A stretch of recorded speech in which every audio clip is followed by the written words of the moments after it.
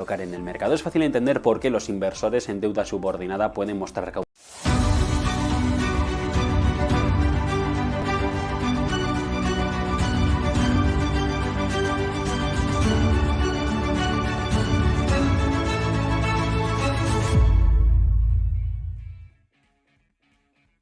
Muy buenas tardes, bienvenidos un día más a Todo es Geopolítica, bienvenidos al programa en el que contamos, explicamos y repasamos toda la actualidad, los conflictos sobre la mesa en estos momentos, mirando un día más a Emmanuel Macron, el presidente francés, que la sigue liando. Saben que la semana pasada decía que no descartaba enviar tropas a Ucrania, luego reculaba, pues ojo, porque ayer decía que ya no hay líneas rojas, decía que ya no hay límites en el apoyo a Ucrania, por supuesto, ocasionando una respuesta por parte de Rusia. Enseguida andamos en todo esto, miramos también al discurso de Joe Biden, el discurso del furioso Joe Biden en las últimas horas, diciendo que Putin y Rusia están intentando sembrar el terror en Europa. Decía directamente que lo están sembrando. También muchos mensajes hacia Trump, pero un discurso, como decíamos, enfurecido de Joe Biden, en el que enseguida vamos a ahondar. Miramos también a la alerta de Estados Unidos hablando sobre un ataque terrorista inminente en suelo ruso. Decían las próximas 24, 48 horas. Enseguida les explicamos en qué consiste esta alerta y, sobre todo, qué consecuencias puede tener para el territorio ruso. Y miramos también a Ucrania, seguimos pendientes del frente de batalla con Rusia, que como saben viene avanzando en 3 frentes, pues ahora Ucrania ha evacuado obligatoriamente Kupiansk. Enseguida les contamos cómo está la situación en este enclave, pero antes de repasarlo con los mejores expertos, como siempre, vamos a empezar repasando un poquito la actualidad. Miramos al presidente francés, Emmanuel Macron, ha dicho que no hay límites en el apoyo francés a Kiev, es lo que muestra un informe de sus comentarios. Este jueves, el jefe de Estado francés celebró una reunión de los líderes de los partidos políticos del país en el Palacio del Elíseo para discutir la situación en Francia, según informaba Le Monde. Ojo, porque ha preocupado mucho a los diputados franceses. Por ejemplo, el secretario nacional del Partido Comunista Francés dijo que Macron había expresado cómo la posición de Francia ha cambiado con respecto a la guerra. Dice que ya no hay más líneas rojas, que ya no hay límites para Francia. Le contestaba el propio Medvedev, el expresidente ruso, decía que entonces para Rusia tampoco va a haber líneas rojas con Francia. Bueno, enseguida andamos en todo esto, los mensajes que siguen viniendo desde Europa. Por ejemplo, hoy Boris Pistorius, ministro de Defensa alemán, decía que hay que dejar de hablar del envío de tropas a Ucrania. Enseguida miramos qué está sucediendo en Europa y miramos también al presidente estadounidense. El encendido Joe Biden ha denunciado ante el Congreso del Estado de la Unión que la libertad y la democracia están amenazadas. Dice que se ven atacadas tanto en casa como en el extranjero y ha pedido al Congreso que enfrente a Vladimir Putin y que apruebe más fondos para Kiev. Decía, Putin está invadiendo Ucrania y sembrando el caos en toda Europa y más allá. Decía, si alguien en esta sala piensa que Putin se va a detener en Ucrania, ya les aseguro que no lo hará. Además, también enviaba un mensaje muy directo a Putin. Decía que no piensan retirarse de Ucrania. Pendientes del discurso de Biden, de este mensaje hacia Putin y pendientes también precisamente del mensaje por parte de las embajadas de Reino Unido y de Estados Unidos en Rusia. Han advertido en las últimas horas de que podría producirse un ataque terrorista en Moscú en las próximas 24 horas. Esta alerta de seguridad, emitida por la Embajada de Estados Unidos y repetida por Reino Unido, instaba a ciudadanos estadounidenses a evitar grandes reuniones durante las próximas 48 horas. Precisamente, Alemania ayer también hacía una recomendación urgente de no viajar a Rusia en el día de ayer. La Embajada estadounidense dijo que está siguiendo informes de que los extremistas tienen planes inminentes de atacar grandes reuniones en Moscú, incluidos conciertos, pero eso sí, no especificaba a qué tipo de amenaza se refería. La embajada también aconsejó a sus ciudadanos que estén atentos a los medios locales y también a su entorno, pendientes de esta alerta por parte de Estados Unidos, luego secundada también por Reino Unido y pendientes, como les decíamos, del frente de batalla. Ucrania ha anunciado la evacuación obligatoria de Kupiansk en medio de la intensificación de bombardeos por parte de Rusia. Todos los residentes, incluidos más de 1.000 niños, se verán obligados, dicen, a abandonar 57 asentamientos en la región debido al peligro de los constantes bombardeos. Es lo que afirmaba Oleg Sinefugov, es el gobernador regional de Yarkov, que además dijo que estos residentes iban a ser reubicados en Yarkov y en otras regiones de Ucrania, donde ya se ha preparado el alojamiento para los mismos. Como ven, muchos temas, sigue desde luego pues, muy calentito el asunto, con los mensajes desde Europa, las alertas de Europa, el mensaje también de Joe Biden, nada clarificador y, bueno, pues como ven, muchos conflictos sobre la mesa en estos momentos que vamos a analizar, como siempre, de la mano de los mejores expertos. Tenemos a Antonio Alonso Marcos, profesor de Relaciones Internacionales de la Universidad CEU San Pablo. ¿Qué tal, Antonio? Muy buenas tardes. Muy buenas tardes.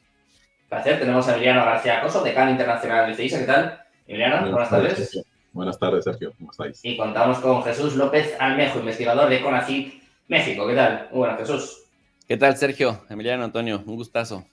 Un placer teneros a los tres por aquí. Como decía, en un momento, bueno, pues en el que el asunto está muy candente, el discurso de Biden que tampoco ha calmado las tensiones, ni mucho menos.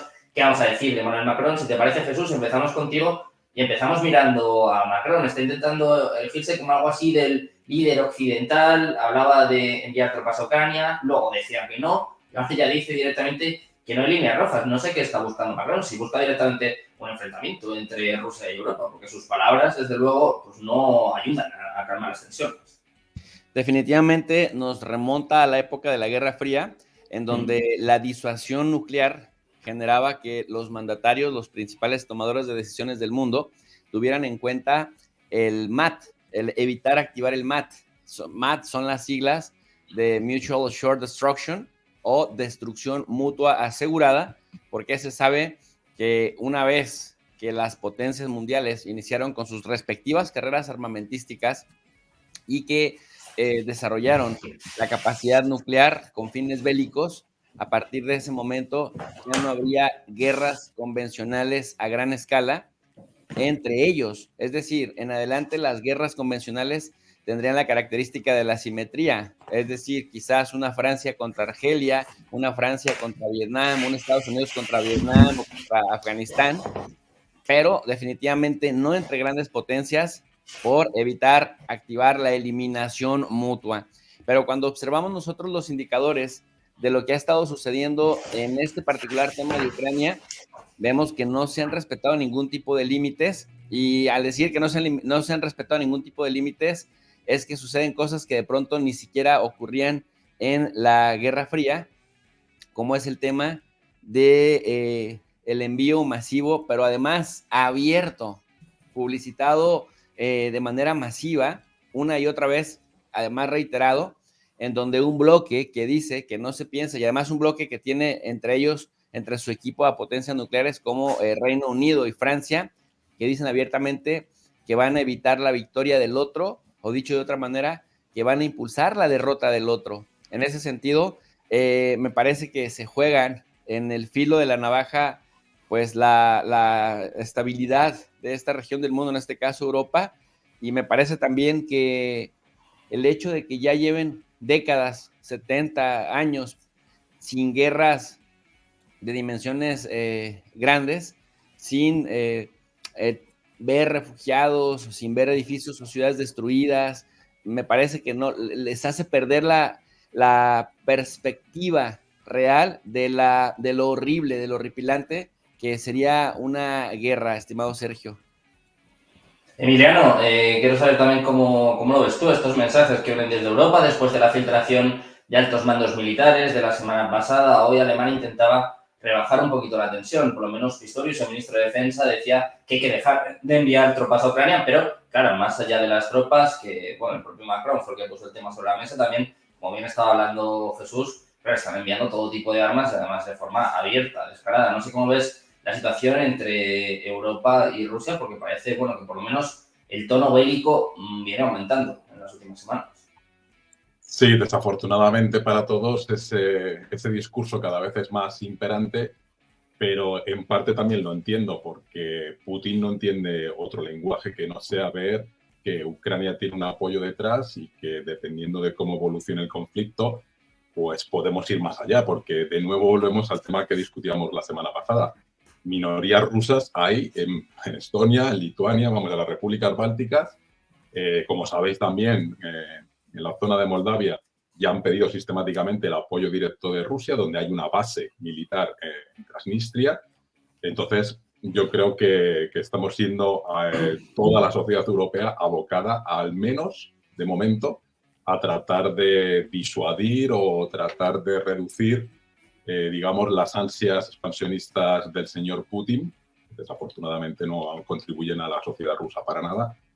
Y es el único lenguaje que entiende Putin, es que no entiende otro, porque él parte de la premisa que tradicionalmente los estados europeos, siempre que han estado implicados directa o indirectamente en conflictos internacionales, al final por la presión social, por la presión de los parlamentos, por la presión presupuestaria, pues al final han terminado cediendo terreno y pues dejando tirados a muchos de esos aliados a los que han apoyado inicialmente. Entonces yo creo que de momento todos estos mensajes que estamos escuchando es trasladarle a Putin que si sigue por donde va, o es que al final nos encontraremos, desafortunadamente para todos, y esperemos no llegar a ese punto tan crítico donde, como decía Jesús, pues el filo de la navaja se traduce en uso de armas tácticas nucleares, que evidentemente supondría ya la Tercera Guerra Mundial, que esperemos no llegar ahí por todas las consecuencias que puede tener. Antonio, ¿cómo lo ves tú? ¿En qué punto está esta situación? ¿Cómo están de alguna forma también afectando este tipo de mensajes, de filtraciones? De momento parece que Rusia está manteniendo la calma, por lo menos no está entrando tanto en el juego verbal, ¿no? A menos Medvedev, ¿no? Ya sabemos que le encanta devolver los golpes, es algo así como el tenista ruso. Quiero saber, Antonio, ¿cómo estás viendo la situación y sobre todo cómo se va a calmar, cómo se puede calmar, si es que estamos a tiempo?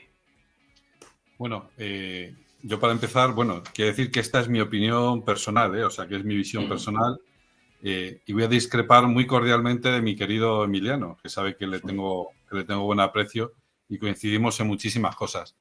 Voy a discrepar ligeramente porque él ponía el foco en que Putin, o sea, en que los países europeos le marcan un poco el terreno a Putin y dice, oye, estas son las líneas rojas y entonces si las cruzas, pues te vas a meter en problemas y tal.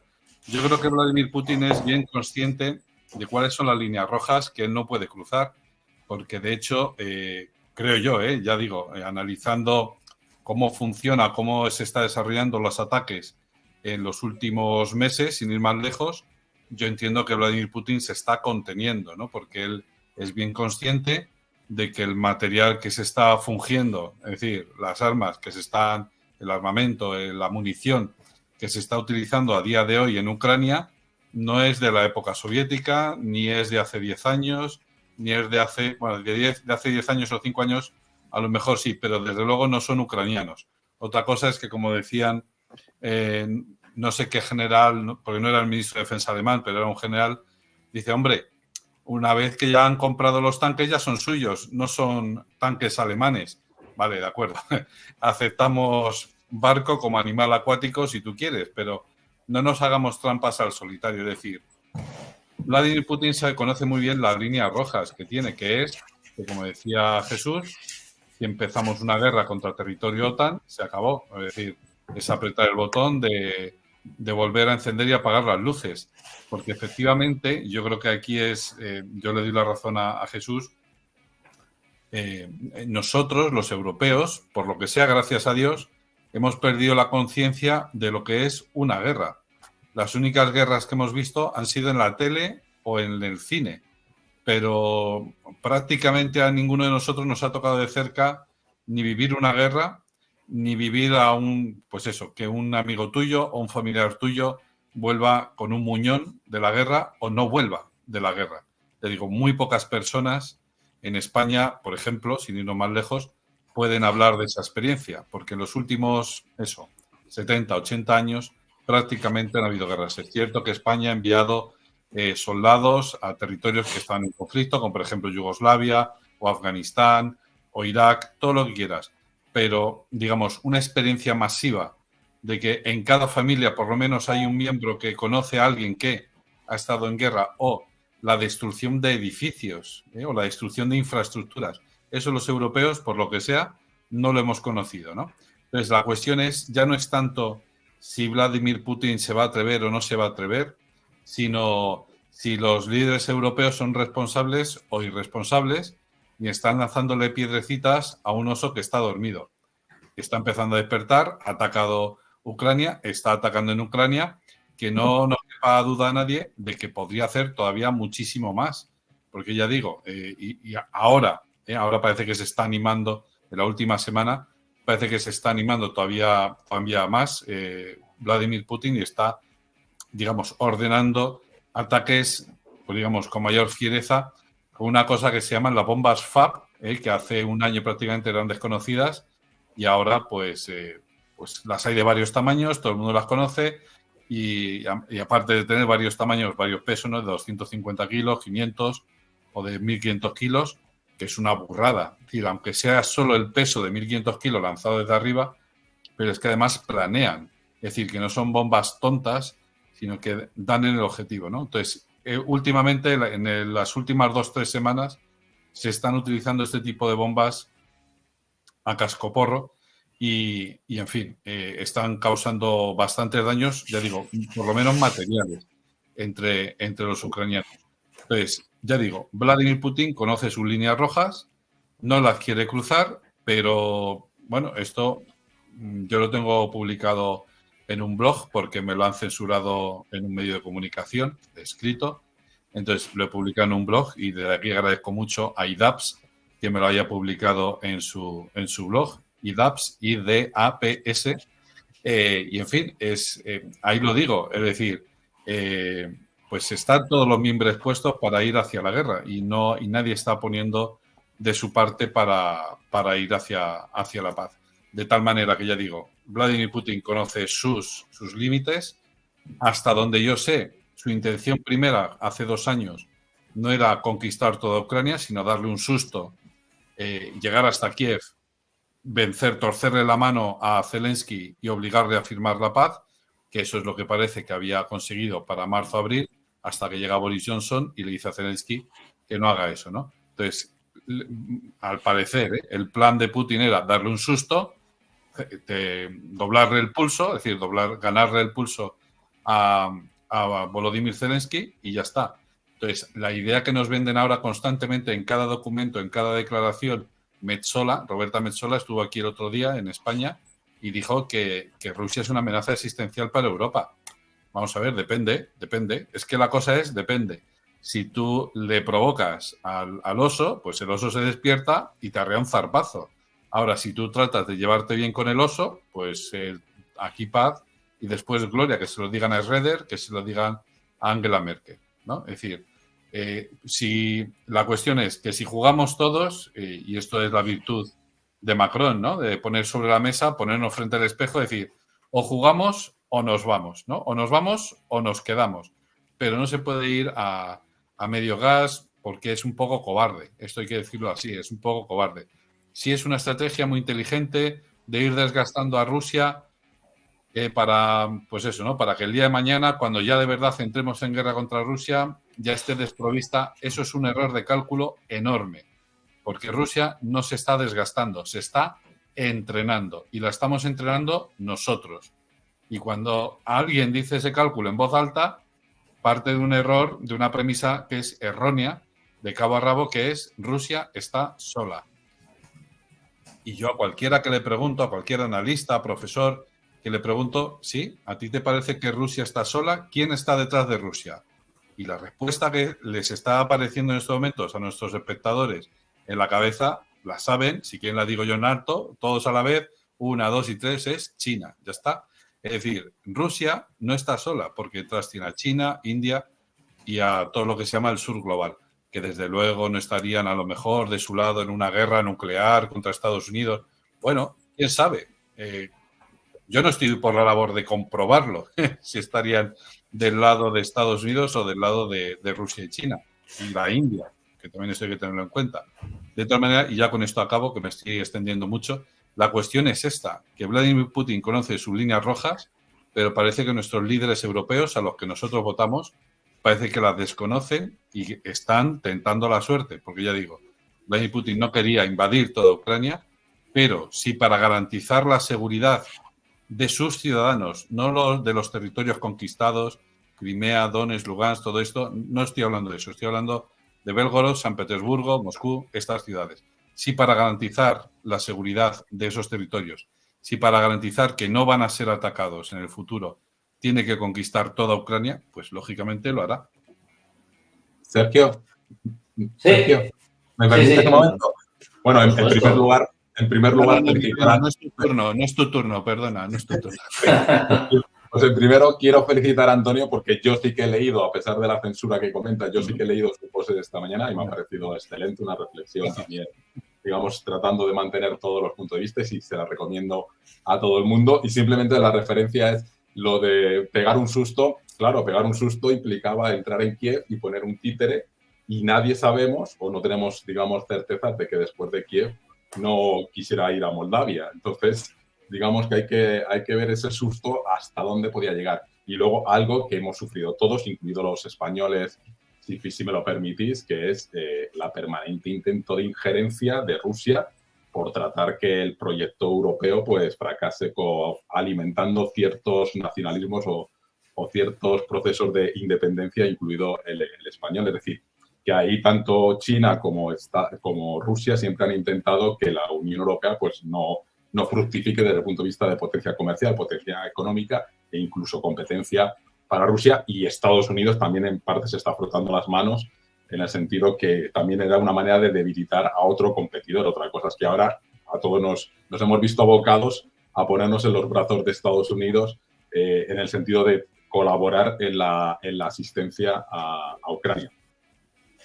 Pues Emiliano, ya que estamos hablando de Europa y de Estados Unidos, vamos a poner el foco en el discurso del Estado de la Nación, este discurso de Joe Biden. Estábamos hablando de dejar al oso dormido, de no llevarnos un susto. Pues ayer Biden seguramente hizo su discurso más agresivo, seguramente, desde que empezó a presidir Estados Unidos. Hablaba, bueno, de que no iba a dejar de lado a Ucrania, que había que enfrentarse a Putin, y también hablaba del terror en Europa. Jesús, ¿cómo calificamos este discurso de Joe Biden? Hablábamos un poco de no despertar al oso, de tener cuidado con su zarpazo. Biden, desde luego, en el día de ayer tampoco es que abogase por la paz, la verdad. Sí, me parece que Biden está en el estertor de su administración. Me parece que son patadas de ahogado, está desesperado. Las diferentes encuestas no le dan más de 38% de aprobación de su mandato. Es un gobernante muy deslegitimado. Más del 86% de los votantes en general, pero el 81% de los votantes demócratas piensan que es demasiado viejo para un segundo mandato. Y la peor noticia que pueden recibir los demócratas es que la vicepresidenta actual, Kamala Harris, todavía está peor evaluada que Biden.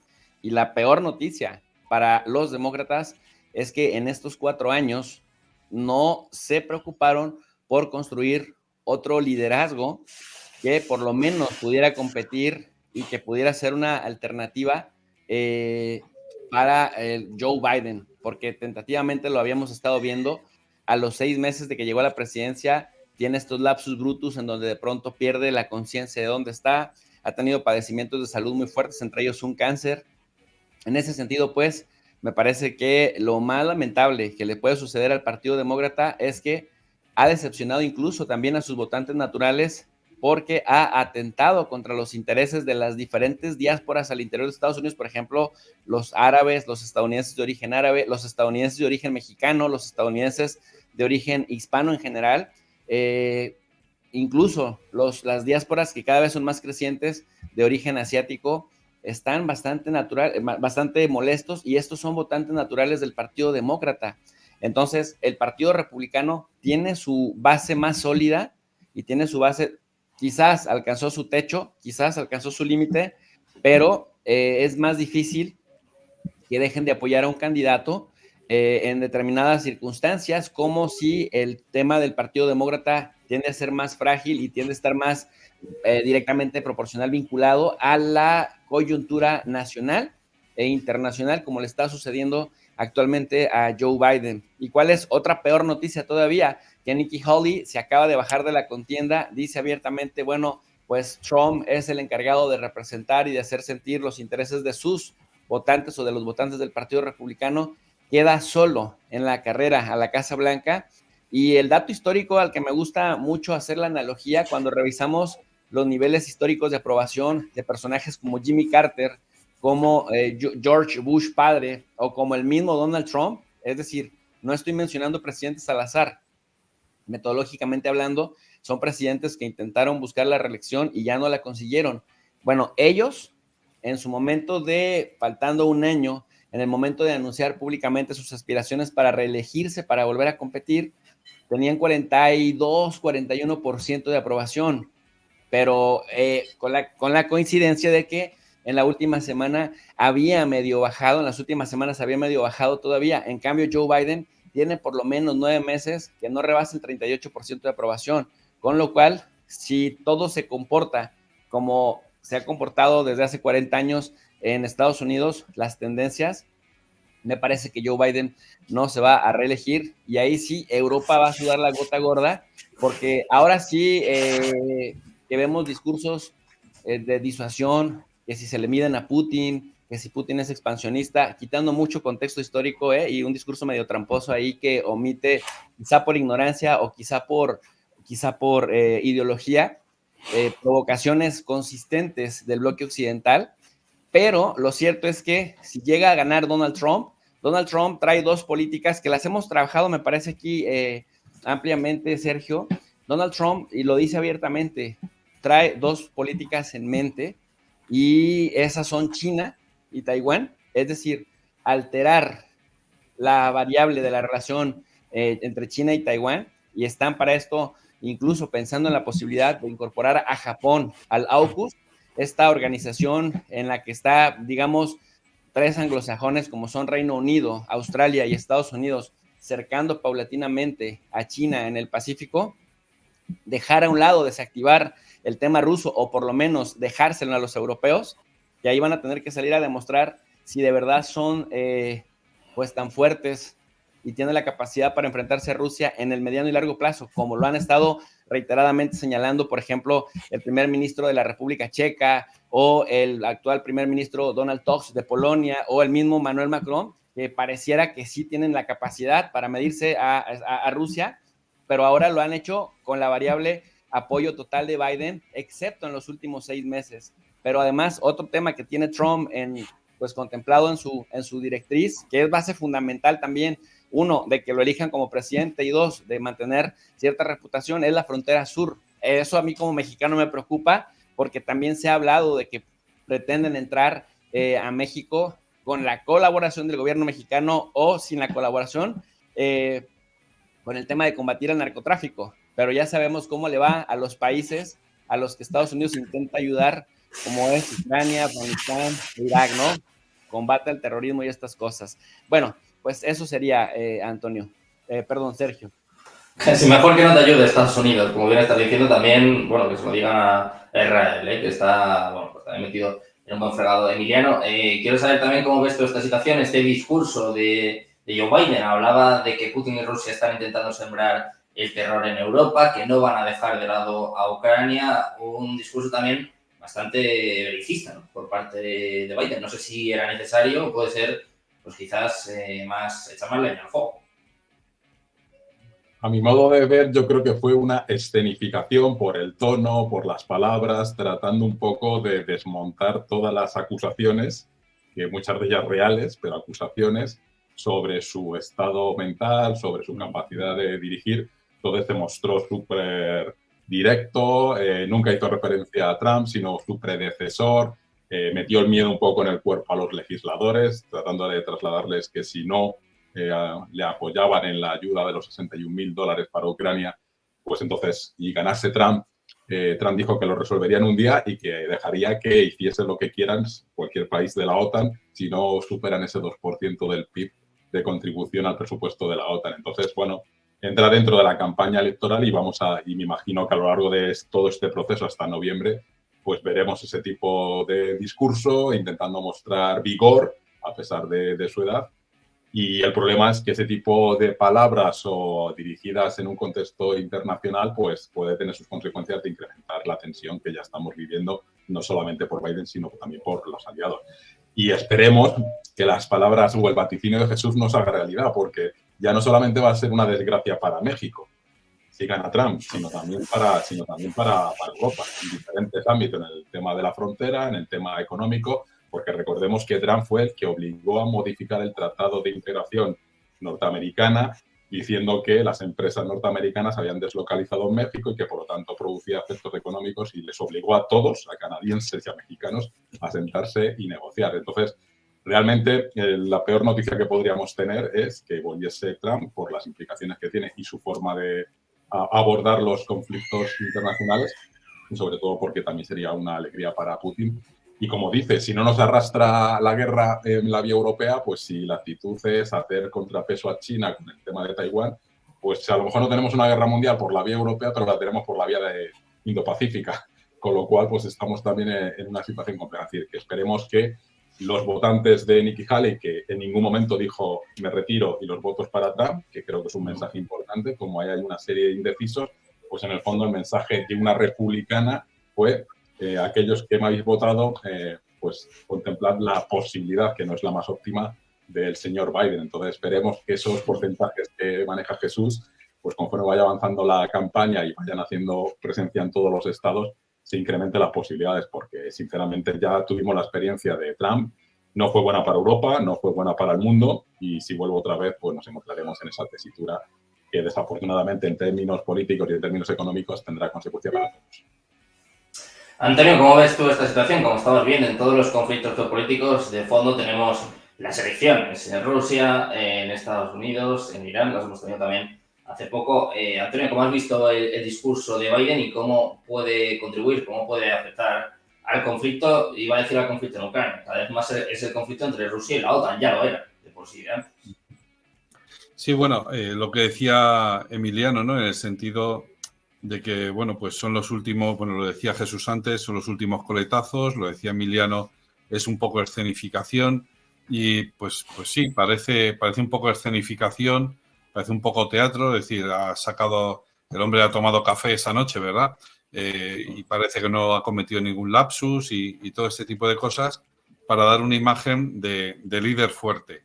Yo la verdad es que, pues como también un poco indicaba Emiliano, no sé a qué presidente temer más, porque si ponemos una balanza lo que supuso Donald Trump y lo que ha supuesto Biden, pues chico, yo no sé qué es peor, ¿no? De todas formas, ahí nosotros, no, yo por lo menos, yo ni pincho ni corto, porque yo no soy ciudadano estadounidense, pero lo que sí que es cierto es que Donald Trump no empezó ninguna guerra, esto es así. Donald Trump ha sido el primer presidente de Estados Unidos en visitar Corea del Norte, en poner el pie en Corea del Norte. Llegó le sacan mucho a relucir el tema de la guerra comercial contra China, cuyo final fue un acuerdo comercial con China, ¿no? Es decir, desde el punto de vista de la política, no exterior, pero sí de la política internacional, la política global, pues parece que ha dado más garantías de estabilidad el amigo Donald Trump que no cualquiera de los otros presidentes que ha habido antes o después que él, ¿no?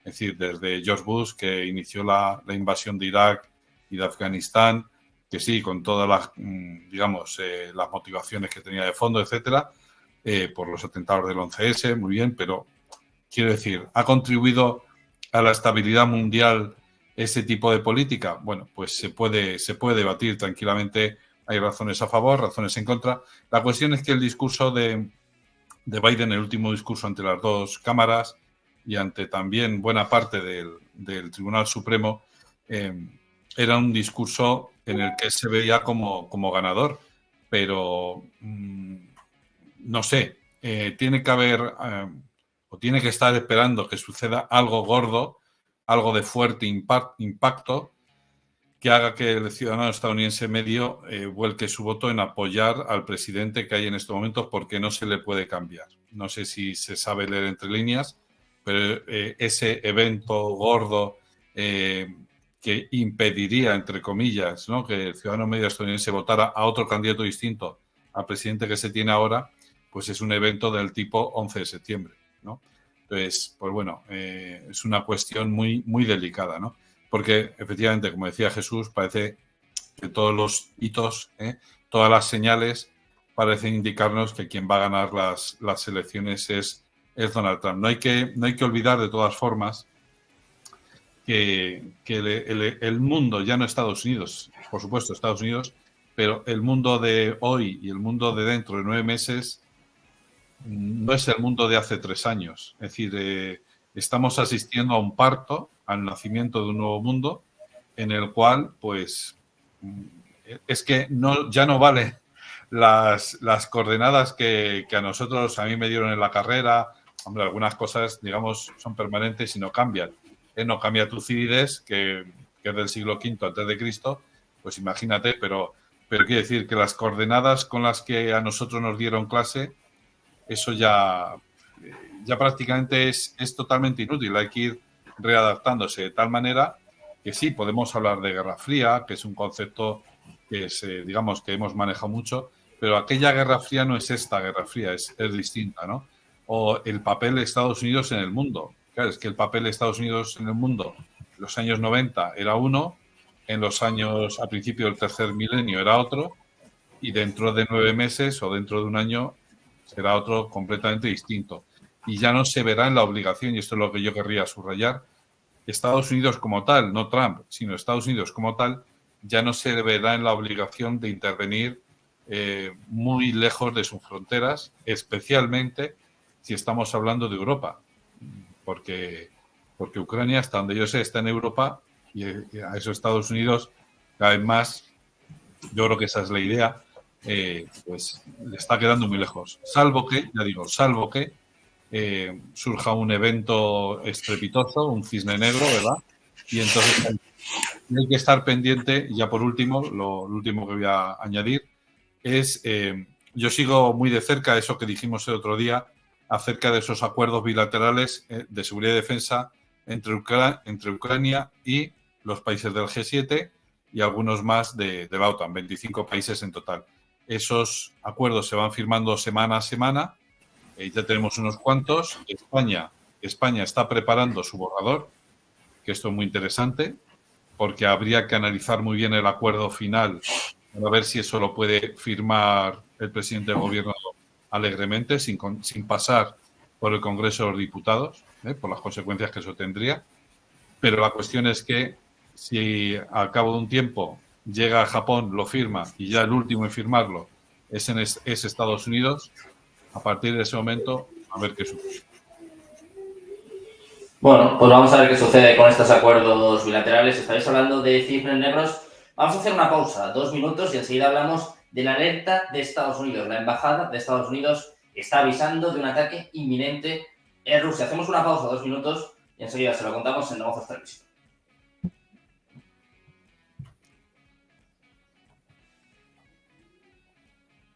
Emiliano también.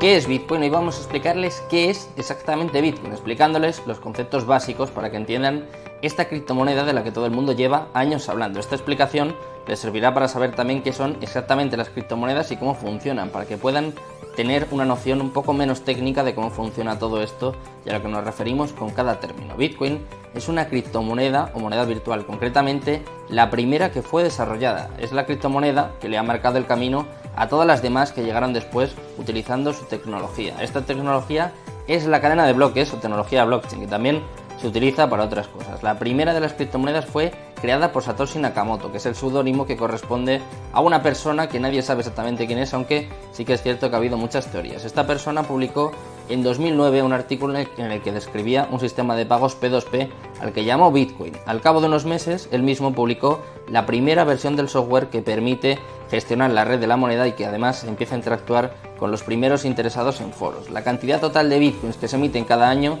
está determinada por su algoritmo y pasa lo mismo con el resto de criptomonedas. Bitcoin está desarrollado para que cada 4 años se reduzca por 2 su producción y para que solo se emitan un total de 21 millones de bitcoins. Después simplemente dejarán de crearse. Esto es una diferencia fundamental con las monedas convencionales, puesto que los bancos modifican su valor a su libre albedrío. Por lo tanto, las monedas se pueden devaluar, mientras que Bitcoin quiere ofrecer algo más de estabilidad. En definitiva, entre los usos más destacados de Bitcoin cabe mencionar los siguientes, como por ejemplo pagar utilizando estas propias criptomonedas, obtener intereses por los bitcoins que poseas, algo similar al concepto de un depósito bancario, también obtener un préstamo utilizando como garantía tus bitcoins, cubrir tu exposición financiera con derivados en mercados regulados y por último obtener réditos de inversión mediante la compra-venta de bitcoins, al ser un activo que teóricamente tiende a revalorizarse en un escenario.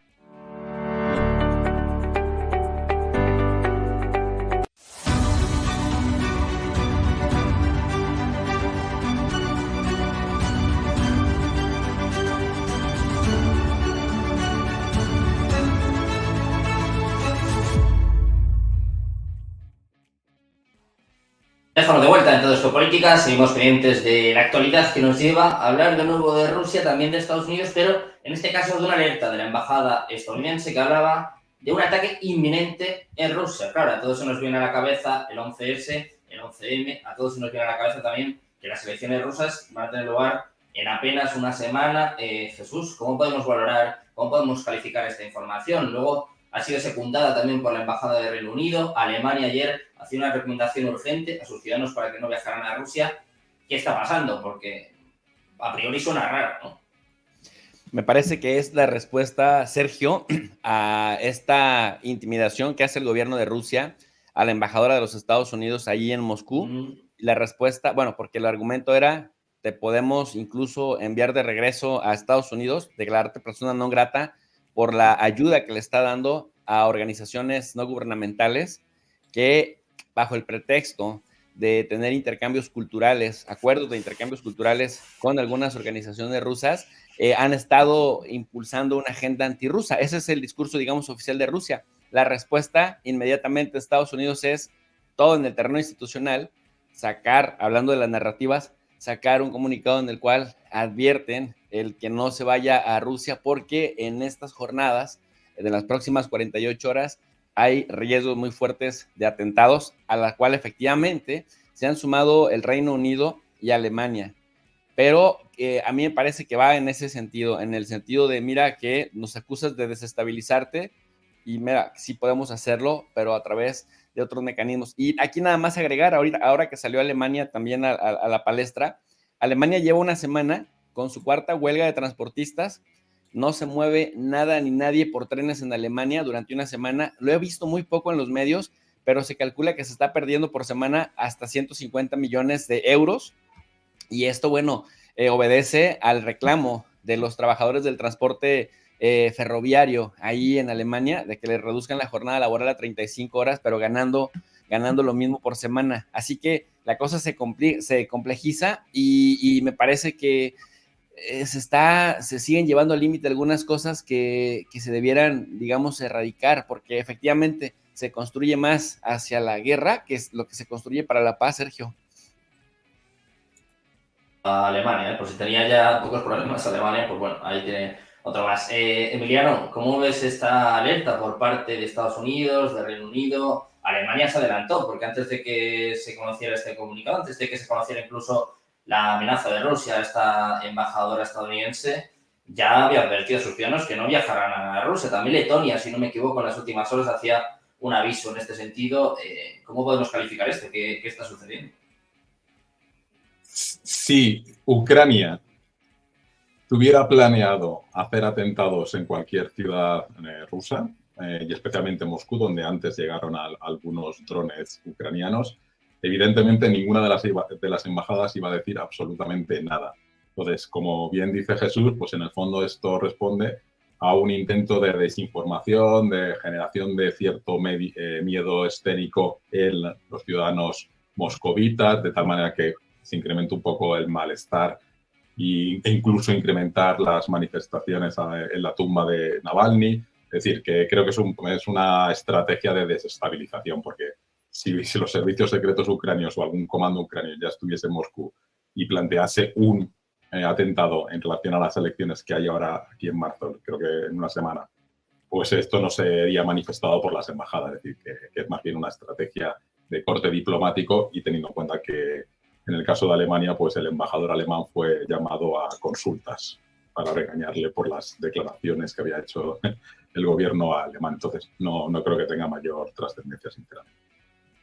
Antonio, ¿cómo lo ves tú? ¿Le podemos dar algo de credibilidad, algo de importancia a este asunto? ¿O es simplemente un tema, como están explicando, de desinformación, incluso pues como una pelea diplomática, ¿no? Se puede entender precisamente por esta embajadora estadounidense que, bueno, que podría ser expulsada. Bueno, yo creo que aunque carezca de credibilidad el aviso está dado, ¿no? Y todo lo que hacen los embajadores pues tiene su cierto contenido y su cierto recorrido, ¿no? Y hay que aprender a calibrarlo, ¿no? Para empezar, y esto es algo que pasa desapercibido, es una acción conjunta, ¿no? Es decir, es Estados Unidos y el Reino Unido, los dos a la vez, que hacen esta llamada o esta advertencia.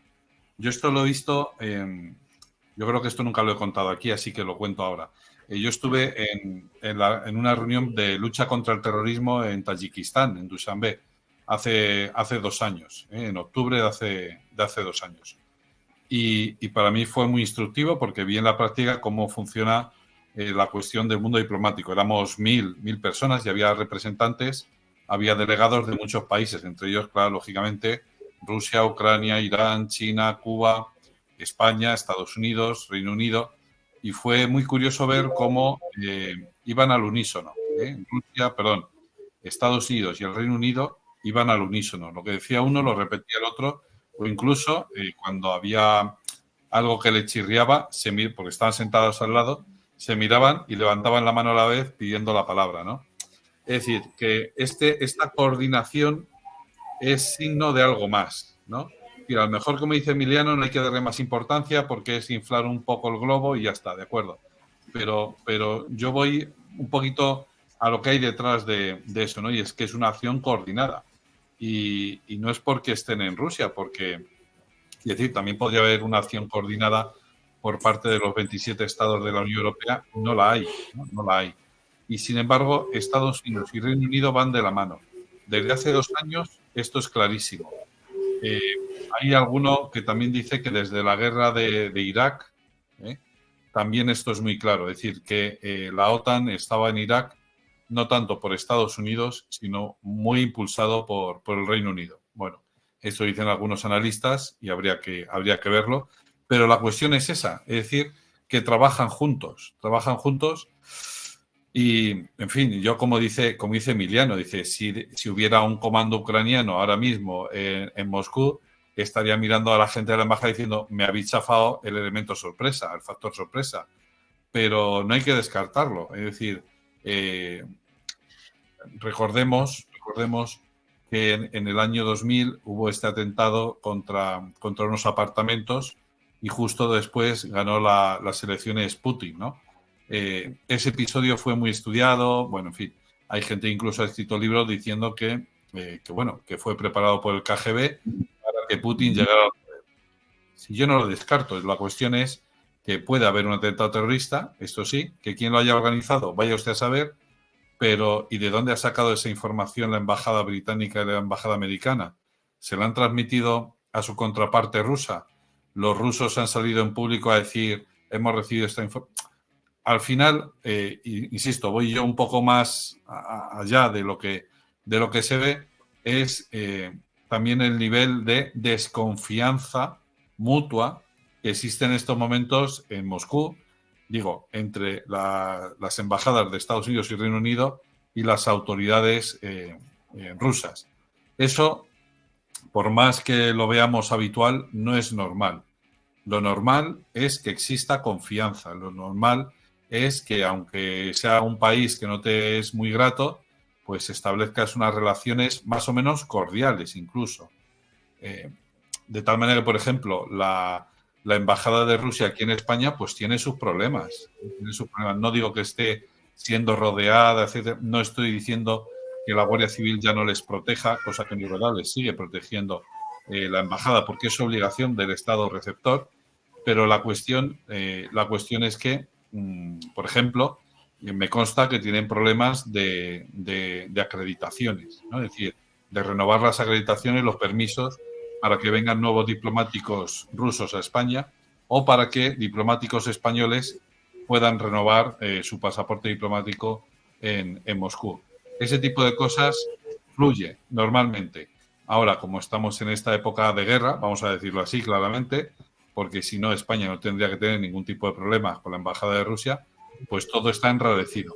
Gracias a Dios todavía mantenemos, no digo nosotros España, sino en general, se mantienen abiertos los canales de comunicación, los canales de negociación también, de tal manera que aunque nosotros no lo sepamos, pero todos los días se sientan a la mesa para ver cómo salir de esto.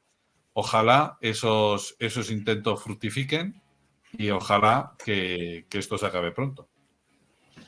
Pues ojalá sea así, Antonio, desde luego. Si os parece, vamos a sacar un último tema sobre la mesa. Tenemos unos 8 minutillos más o menos. Empiezo contigo, Jesús.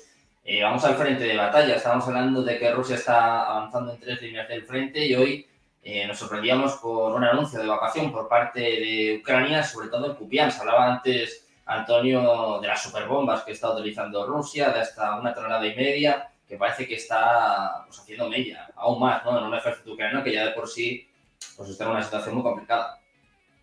Sí, definitivamente, Sergio, lo vemos en fuentes ucranianas, de hecho, directo. He estado yo monitoreando este tema de la orden de evacuar Kupiansk por parte del mismo gobernador del Oblast de Kharkov. Y Kupiansk, recordemos que es súper estratégica porque pues, es el cruce de caminos, dependiendo de cómo se vea, a la frontera con Rusia o a la misma ciudad de Kharkov, que es, digamos, de las importantes, de las tres importantes en términos de infraestructura, en términos de población, Kharkov, y también, bueno, en términos del escenario de guerra, ¿no? Y Kupiansk, recordemos que ya había sido durante el año 22 ocupada temporalmente por Rusia.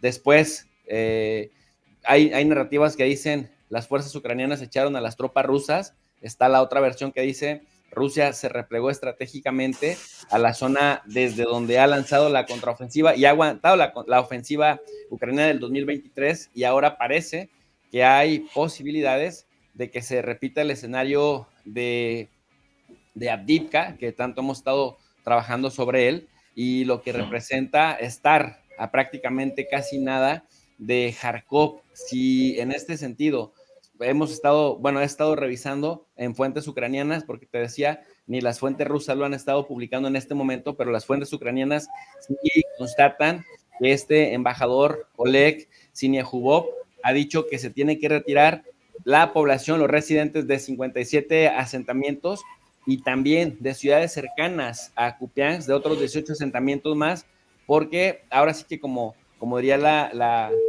narrativa, ahí vienen los rusos y vienen, digamos, con más solidez que hace, pues que en el año 2022. Y aquí quisiera comentar algo, no es lo mismo la invasión que la ocupación. Es decir, para un ejército experimentado en ambas cosas, tanto en ocupación como en invasión, queda claro que una invasión es temporal y que tiene ciertos objetivos estratégicos y después tiene que haber una retirada. Una ocupación tiene que contar, por el contrario, con también parte de la aceptación de la población del territorio que se va a ocupar. De lo contrario, se vuelve una pesadilla y es muy caótico, como le sucede, por ejemplo, a Israel en Palestina, que por más asimétrico que sea un asunto, si la población local la rechaza, eso lo complica todo. ¿Por qué comento esto? Porque yo recuerdo la prensa europea de diferentes países, no solamente de España o de Alemania, que era lo que más he leído, pero en general también Le Monde Diplomatique lo decía, se hablaba de que Rusia ocuparía toda Ucrania, y me parece que la estrategia por lo menos fue hacer creer que se haría esto, pero al final de cuentas Rusia se ha replegado a donde una ocupación territorial militar no le generaría problemas por la aceptación de la población local.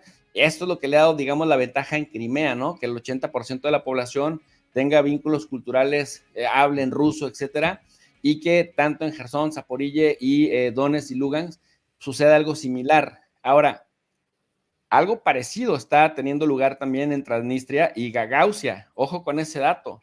Es decir, no es Rusia o no es Putin diciendo, ahora me interesa estratégicamente Gagausia ahí en Transnistria o me interesa Transnistria. Si revisamos, ¿no? Si nos vamos a la época de los 90, pues desde los años 90, desde el 92, de hecho, está este vínculo que en cualquier momento se puede, eso sí, utilizar estratégicamente para decir, se justifica extenderse hacia Odessa, cerrarle el mar a Ucrania y definitivamente tomar a Odessa como un pivote para conectar hasta Transnistria. Me parece que sería muy interesante porque mientras allá en el norte, digamos en Kupiansk, se va, digamos, acercando a Kharkov, que de verdad me parece una ciudad sumamente estratégica, pues la otra ciudad estratégica, la del puerto hacia el Mar Negro, también estaría en la mira, Sergio.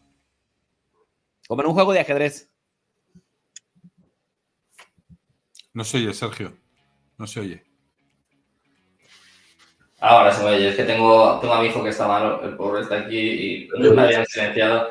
Hablábamos de Transnistria, hablábamos de Moldavia, que precisamente ayer firmaba un acuerdo con Macron. Ayer firmaba un acuerdo con Francia. Macron, pues es que está desde luego en todos los ajos. Emiliano, te decía que cómo ves la situación en el frente de batalla y también, pues, por ejemplo, con esta evacuación de Kupiansk. Bueno, en el fondo, si no recuerdo mal, ya en noviembre del año pasado hubo un intento de evacuación, pero hubo resistencia por parte de la población a salir todo el mundo de Kupiansk, que no es una ciudad muy grande, más bien es una villa de 29.000 habitantes aproximadamente, pero que han ido saliendo progresivamente. Y un dato interesante que ha dejado caer Jesús, que es, a diferencia de Crimea, en Kupiansk el 76% de lo que tenía de población era ucraniano-parlante, no ruso-parlante. Entonces, digamos que ahí sí que no hay una minoría rusa, digamos que predominante o mayoritaria, y estratégicamente tiene su relevancia porque efectivamente está a 2 horas, hay una autopista, bueno, autopista, se puede llamar autopista, pero carretera, la H26, que une con Kharkov y que, digamos, fue una de las primeras ciudades que retomó el ejército ucranio y que sí sería estratégico para tratar de cerrar.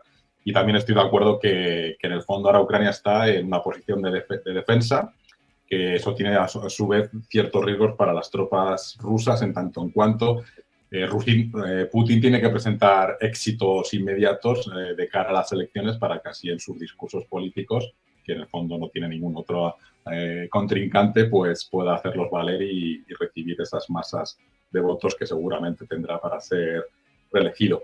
Y como esta es mi última intervención, sigo pidiendo que, o recomendando a los oyentes o a los que nos ven, que lean el post de Antonio, que es excelente, y le pediría a Antonio que volviera a recordar dónde ha sido publicado, porque eso es muy gratificante la lectura, y además escrito de maravilla. Antonio, por favor. Bueno, pues es en IDAPS, IDAPS, el blog. Pone en el buscador blog IDAPS y enseguida sale por ahí. Muchas gracias, Antonio. Bueno, pues si quieres me animo yo, Sergio. Tenemos un minutito, Antonio. ¿Cómo lo ves? Sí, no, simplemente pues manifestar el acuerdo con lo que han dicho mis predecesores, como diría Biden, ¿verdad?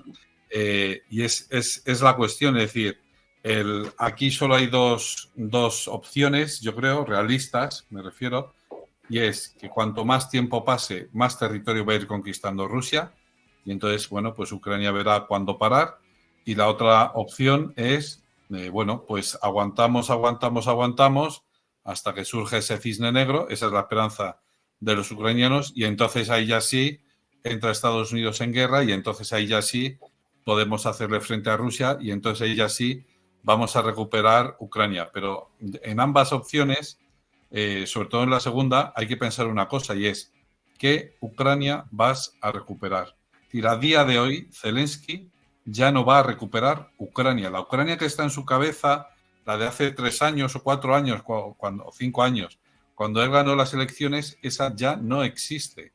A día de hoy hay una parte del territorio de Ucrania que está integrado en la Federación de Rusia.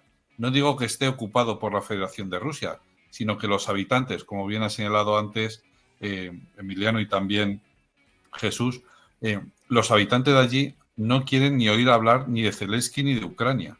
Y ya con esto acabo, es muy curioso que en el Parlamento Europeo, creo que quisieron sentar juntas a la viuda de Navalny y a la mujer de Zelensky, y ellas mismas no se quisieron sentar juntas. Es decir, se están sembrando una serie de odios entre rusos y ucranianos que les va a hacer muy difícil la convivencia pacífica entre ellos en los próximos años. De tal manera que, ya digo, la Ucrania que tiene Zelensky en mente de hace 5 años ya no existe. Bueno, nos despedimos con esta reflexión. Os doy las gracias a los tres, Emiliano, Jesús, Antonio. Un placer compartir este rato con vosotros y con todos los espectadores. Muchas gracias. Igualmente. Buenas tardes. Muchas gracias. Buenas tardes. Seguimos pendientes de la actualidad geopolítica, económica.